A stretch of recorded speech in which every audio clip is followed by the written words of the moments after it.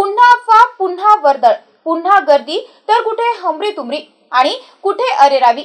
Petrol pump बंद राहणार अशा चर्चांना देखील उधाण आलंय।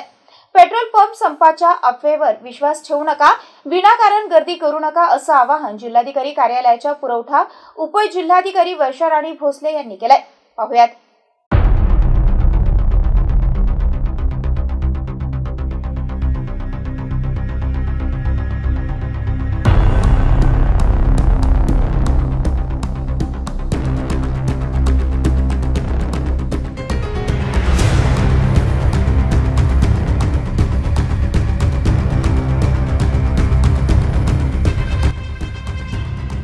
नवीन मोटार व्हेकल कायद्यातील दुरुस्तीवर आक्षेप घेत गेल्या आठवड्याभर सर्वत्र कुठे संप तर कुठे चक्काजाम आंदोलन असं चित्र पाहावयास मिळालं होतं। आता पुन्हा अफवेचा बाजार भरला आहे। अनेक पेट्रोल पंपावर लांबच लांब गर्दी करून रांगा उभ्या आहेत आणि कारण आहे अफवेचं। मोटार वाहन चालक संपावर जाणार असून पेट्रोल संपू शकते अशी अफवा अचानक सर्वत्र पसरली। छत्रपती संभाजीनगर जिल्ह्यातील अनेक पेट्रोल पंपावर गर्दीला उधाण आलंय।